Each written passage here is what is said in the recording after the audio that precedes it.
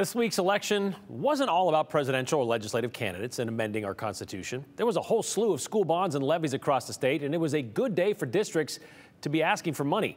While 2 bonds failed, all 4 plant facilities levies passed, and all but 3 of the 25 supplemental levies passed. But schools weren't the only districts looking for some funding help. There were 4 different counties with emergency service items on the ballot. East Boise County Ambulance District asked voters to create a new EMS district. So did Marsing's ambulance services, but they were hoping to do it without raising taxes. Canyon County Ambulance District asked voters for a levy override, and the Valley County EMS District once again asked voters to help pay for their needed upgrade with an EMS levy. 3 out of 4 of those passed. The one that didn't, that was in Canyon County. And perhaps that's what prompted Daniel Nemeth to write in yesterday. It's very unfortunate to see the lack of support for emergency services in the Treasure Valley the past 2 election cycles. Well, 3 out of 4 isn't bad. Daniel may be jaded by how many times he has watched these fail. And this would be a second time it has for Canyon County. Aspen Shumpert checked in with the 2C to see what now. After a record-setting turnout at the polls on Tuesday, 4 Idaho counties were hoping voters would pass their emergency services ballot items.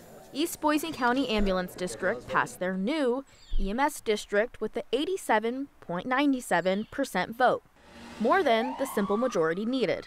It's just amazing to have the support of the community and to know that they're behind us every step of the way. They say their next steps include forming a new board and establishing a new levy rate. They're one of the lucky ones who were able to pass it on their first try. We're going to be able to continue the support for everyone and to do what we need to do and make sure that the community is covered. So it's really beyond words. In Valley County, the EMS district asked voters for a 3rd time to pass a levy that would increase taxes from $12 to just over $35 per 100,000 of taxable value. I felt like it failed last November. It failed in May, and each time it failed, we built more community support and more teamwork with our fire districts from the top down.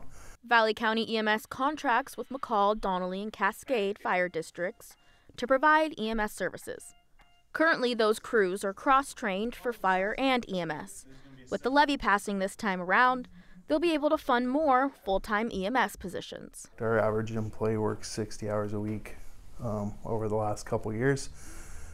We try to maintain 4 people with a minimum of 3. This is going to give us the ability in McCall to add an additional person so we can staff an engine and an ambulance, and then build capacity in the county to have another staffed ambulance. But for one Treasure Valley Ambulance District, they aren't sure what's next. For a second time, the Canyon County Ambulance District levy failed. That's even after lowering the proposed rate by more than $6 per 100,000 of taxable value.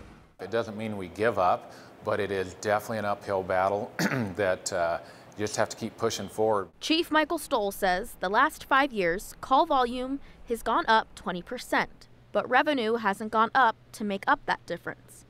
The money would have helped add 7 staff positions, another ambulance, the construction of a new Caldwell station, and a replacement of a South Nampa station. Definitely tough to operate understaffed, partly because our paramedics and EMTs joined the profession to help people, and it's very difficult to help people when our response times are getting longer because we have fewer ambulances out there to respond to the calls. Chief Stoll says services aren't on the chopping block, but the reality is wait time for services will continue. I hate to paint the worst picture, somebody can die from anything, but especially those time-sensitive emergencies.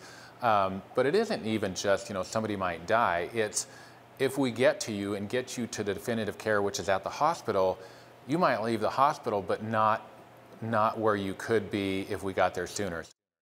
Chief Stoll with Canyon County Ambulance District says because emergency services are not an essential service in Idaho and EMS does not get funding from the legislature, they're trying to get more funding with property taxes, with levies to try and help. Again, the big question for them is what's next? What's next? I assume they want to try this again, correct? Well, they're meeting with the board in the next few weeks to really shore that up and decide that, because if they do, they're going to have to start working to get that out now. That hasn't been decided yet. If they also don't get the funding, those new buildings I was talking about, you can only go so far in those plans until you have no funding, and that's not able to be possible. And if they do go ahead and try it again, they have to wait until May of next year, I believe, because Correct. the legislature kind of got rid of the March election and any other election before a May primary. So anything prior to that, really have to wait until May to make it happen. Yeah, and I asked Chief Stoll, does the other districts, going for third tries and eventually passing them give some of them a little bit of hope, which he said it does. So we'll have to see if they decide to keep trying. Yeah, well, this is the way they get their funds. So, all right, thank you very much, Aspen.